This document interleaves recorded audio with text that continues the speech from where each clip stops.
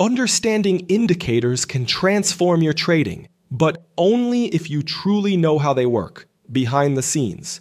In this video, part of our series, The Best Trading Indicators Explained Step by Step, we're breaking down one of the most important tools used by traders around the world. No hype, no guessing, just logic, structure, and real examples. Today's focus, the simple moving average, one of the simplest but most widely used indicators in technical analysis. Let's get started. Let's start by adding a simple moving average to the chart. On TradingView, click on Indicators, then type Moving Average Simple in the search bar. You'll see several results, including scripts created by the community and custom indicators. Make sure to select the one listed under the Technicals category. That's the official built-in version from TradingView. By default, it applies a 9-period moving average to the closing price. Once the line is visible on the chart, hover over the indicator name at the top left corner and click the gear icon. This opens the Settings panel, where you can fully customize how the indicator behaves and how it looks. Now let's go over the full settings of the simple moving average, starting with the Inputs tab. At the top, we have length. This controls how many candles are used to calculate the moving average. The default is 9, but for this example, we'll set it to 10. Next is source, which tells the indicator which part of the candle to use. The default is close, meaning the closing price of each candle is used in the calculation. But you can change it to open, high, low, or combined values like HL2 or HLC3. Then we have offset, which shifts the entire line forward or backward on the chart. This doesn't affect the calculation, it's only a visual adjustment. A positive number moves the line to the right, a negative one shifts it to the left. Below that, you'll see the smoothing section. By default, the type is set to none, which means no extra smoothing is applied. But if you want to smooth the SMA itself, you can select another moving average type, like EMA or WMA. Once you do, the length field becomes active and lets you set how many periods the smoothing should use. The BB Stat Dev field is used in Bollinger Band calculations and isn't relevant here. Under Calculation, the time frame setting controls which chart interval the SMA will follow. Set to Chart, it matches the current chart time frame, like 5 minutes, 1 hour, or daily. The checkbox below, Wait for time frame closes, ensures that the SMA is only updated after each candle fully closes, giving you a more stable and reliable reading. If you uncheck it, the SMA updates live as the candle is still forming. Lastly, under Input Values, the option Inputs in Status Line controls whether the SMA's value and settings appear at the top left corner of your chart. It's useful to keep this enabled for quick reference. Now let's switch to the Style tab. Here, you can customize how the moving average line looks on the chart. The MA checkbox at the top lets you show or hide the line. If you turn it off, the indicator still runs in the background, but nothing is drawn. Next, you can change the color, line style, and thickness. This helps you make the SMA more visible, especially when working with multiple indicators. Under Output Values, the precision setting determines how many decimal places are shown.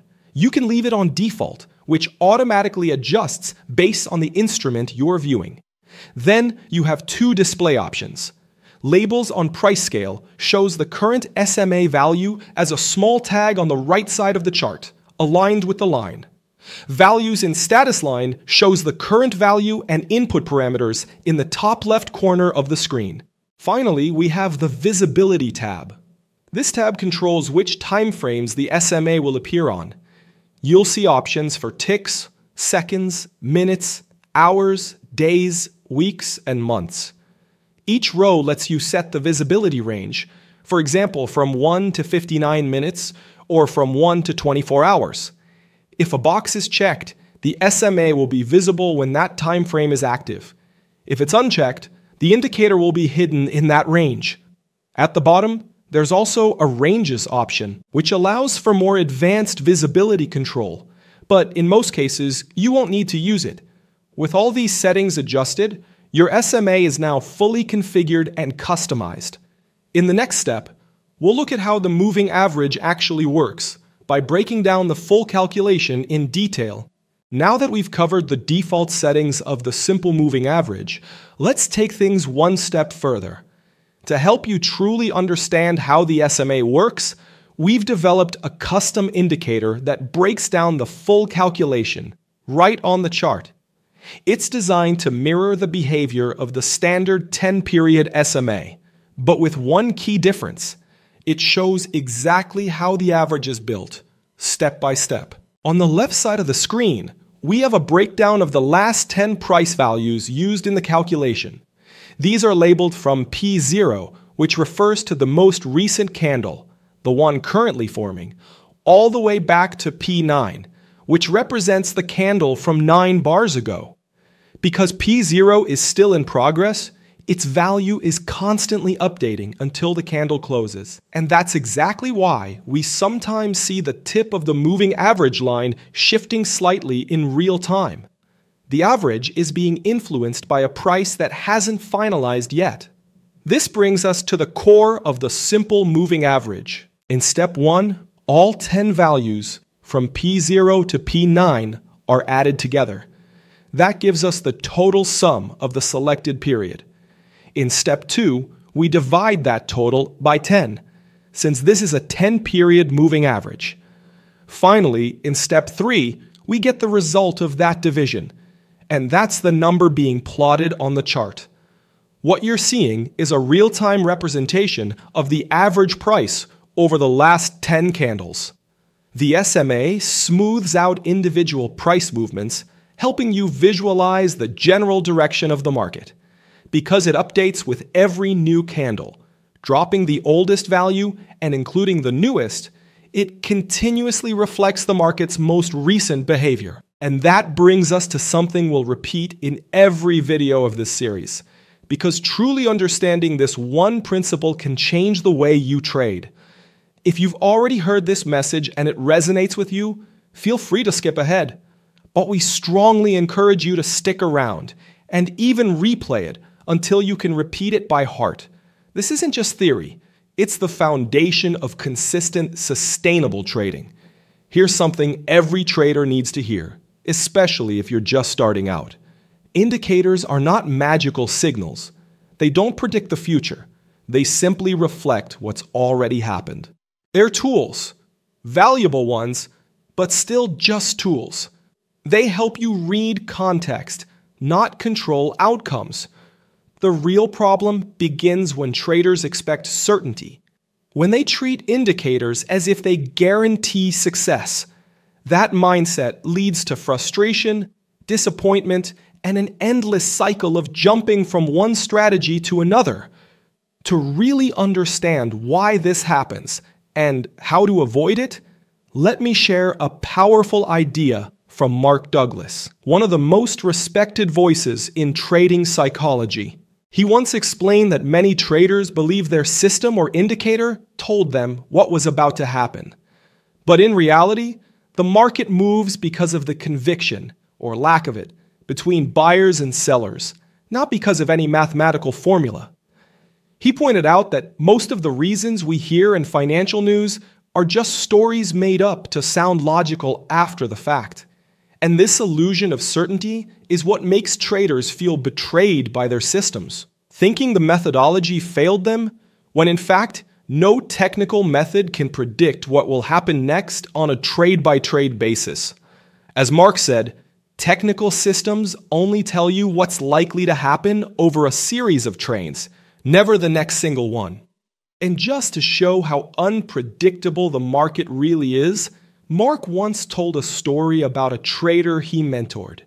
This trader was an excellent analyst, one of the best Mark had ever met, but he struggled to execute trades successfully. So Mark advised him to focus on analysis instead of trading other people's money. The man followed his advice and became an analyst for a major firm at the Chicago Board of Trade. One day, the firm's chairman, an old-school grain trader, sat down with him. The chairman was skeptical about technical analysis and wanted to see how it worked. As they watched the soybean market move within a range, the analyst confidently said that the current price would be the low of the day. The chairman laughed, picked up the phone, and ordered the sale of 10 million beans, 2,000 contracts, instantly driving the price down 10 cents. Then he turned to the analyst and said, "If I can do that, anyone can." And that's the lesson. Sometimes it takes just one player with enough size or conviction to completely destroy your perfect setup. So, the next time you find yourself waiting for that perfect signal, remember this: it only takes one player with enough power to make your setup irrelevant. That's why mindset matters. That's why context matters.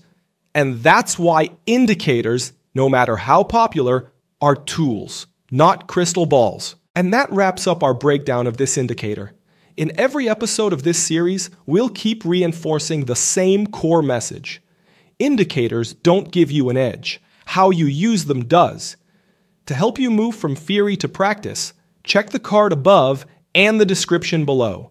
We've linked real strategies that use this indicator in action. And if you want to keep growing, take a look at our full training programs. We've got smart money concepts to help you understand how the big players move the market. Technical analysis for day traders, focused on fast, practical decision-making. The Wyckoff method, to help you read price and volume with structure. And most importantly, our complete trading psychology playlist, because no matter what strategy you use, mindset is what makes it work. Take the time to study. Focus on building real skill, not chasing shortcuts. Because at the end of the day, it's not the indicator that makes you profitable. It's how well you understand and use it. I hope you enjoyed today's video. If you found the content helpful or engaging, please give it a like, as this helps the video reach more traders like you. And don't forget to subscribe to the channel and turn on notifications so you never miss our latest insights on the markets and practical trading strategies. Sharing this video with your friends or on your social networks can make a big difference and helps our community become stronger. Now, if you want to go even deeper and get access to exclusive content, early video releases, and extra tools to support your journey, consider becoming a member of the ComLucro Trader community right here on YouTube. It's a way to support our work and a smart investment in your own development. Thanks for watching, and I'll see you in the next video.